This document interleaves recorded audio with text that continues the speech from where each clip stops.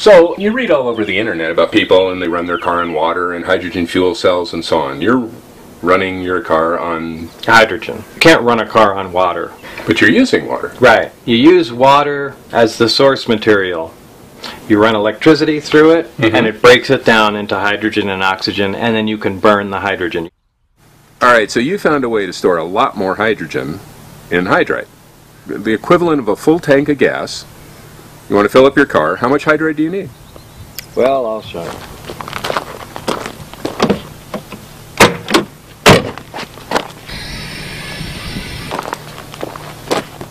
No way.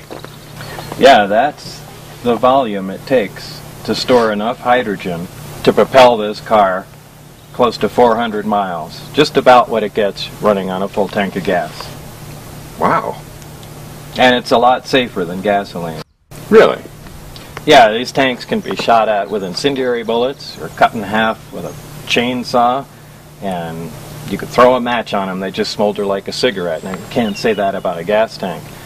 Here, only the hydrogen that you need is released from the tank. When the tank's heated, it produces hydrogen and the car burns it. So there's never much gaseous hydrogen in the system at any given time. So these are the fuel lines? No, what are these? These are this provides power to the heater in the tank and also reads back the temperature of the tank. Why is that important? Well, when you apply heat to hydride, it releases hydrogen. So as power is applied to here, it heats the hydride, right, and then the gas comes out the big hoses on the end. Now you have 4 hoses. Do they all mix into one big hose or something? Yeah. Because you can only get hydrogen out of hydride at a certain rate with a certain temperature. And a single tank, you can't get it out at the volume you need. So you really just split it into 4 smaller units, heat them separately, and it works just fine. Okay. Now behind me, Bob is getting ready to blow something up. Bob is blowing up water. Well, okay, he's not blowing up water because, as he said, to say you're powering your car on water is the same thing as saying if you're running your car on gasoline, you're powering your car on dinosaurs, and we know that's not the case. This is what? This is a Hoffman apparatus. And it's used to produce hydrogen and oxygen from water. For fun, just because it's cool. Well, if you just have a use for hydrogen and oxygen or for demonstration purposes, it works just perfect. All you got to do is fill it with water. That's just regular water, right? Well, actually water with a little citric acid, potassium hydroxide, anything like that. The more conductive you make the water, the faster hydrogen will come out. And each one of these sides is supposed to be hydrogen and oxygen? Right. One will be hydrogen will bubble up out of one, and oxygen will bubble up out of the other. Remember, water is H2O. Right. So when we break the bond of water apart, we'll get twice as much hydrogen gas as we do oxygen. So each one of these tubes, the water just goes down, but what's left is the gas? Right. And there'll be more on this side? Yes. And that's the hydrogen side? Exactly. And that's the negative. Oh, so it matters which way you hook these up. So you got to hook up positive to what is the positive's going to make the positive will make the oxygen, and the negative will make the hydrogen. Okay. So we've just connected it there. Right. And just by turning it on, you can see bubbles start pouring up out of there. It's 7-Up. Kinda. So those bubbles are, well, they're not the same. So these are hydrogen bubbles and those are oxygen bubbles. Right. And this is whiter. There's more of them. Right. You can see it's really... Why is there more? Oh, H2. Right. There's twice as much. Hey, that actually makes sense. So I'll close it off so it saves, right, seals the gas in, and then you'll see it'll start filling up. And what we'll do is take a little sample of the hydrogen gas and light it.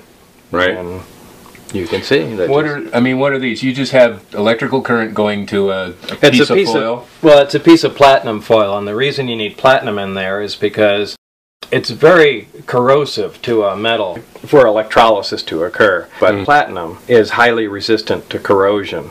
Now, this is a slow method. Right. And you know, it consumes a fair amount of electricity. Now, if the electricity is being produced from solar panels or a wind generator, it doesn't cost you anything, so who cares? But still, you don't want to wait, you know, hours and hours and hours and hours to refill a vehicle. You want something that can produce hydrogen at a fairly quick rate. So let's go ahead and extract some of this. Okay.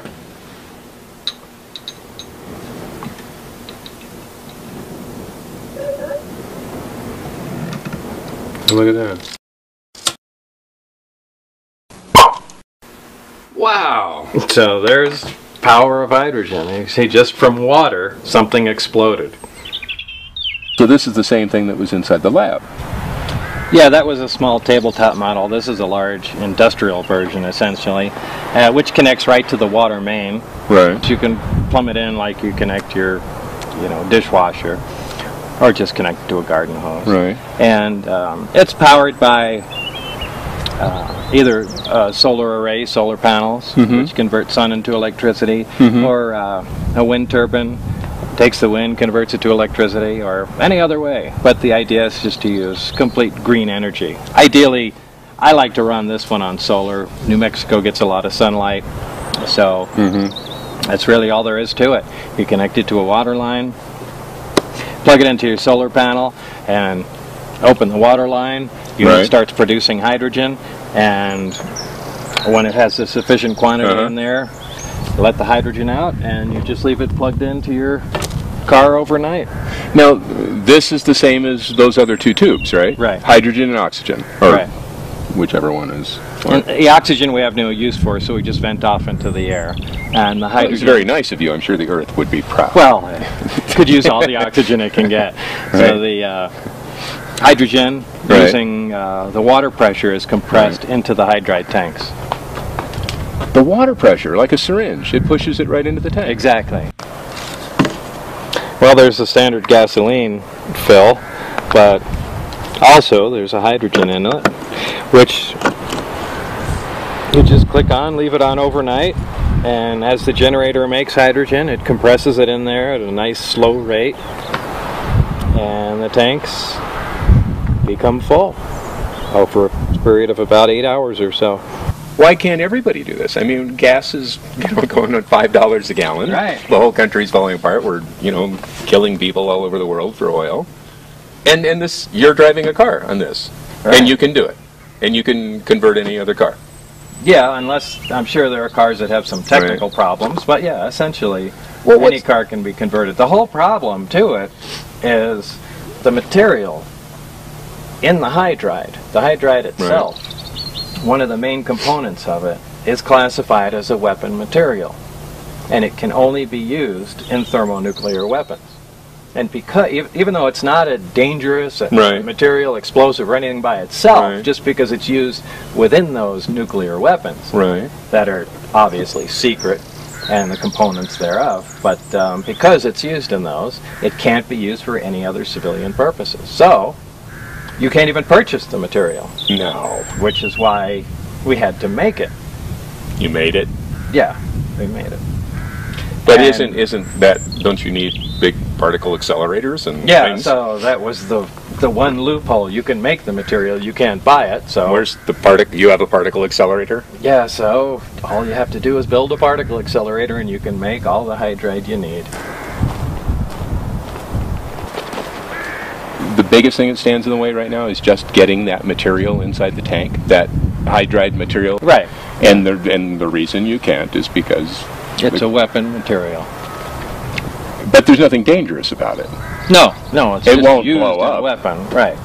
Well, beryllium's used in a weapon too, Right. Like, basically, this whole thing boils down to how you store the hydrogen. So we found a metal. We have a material that we can store the hydrogen in.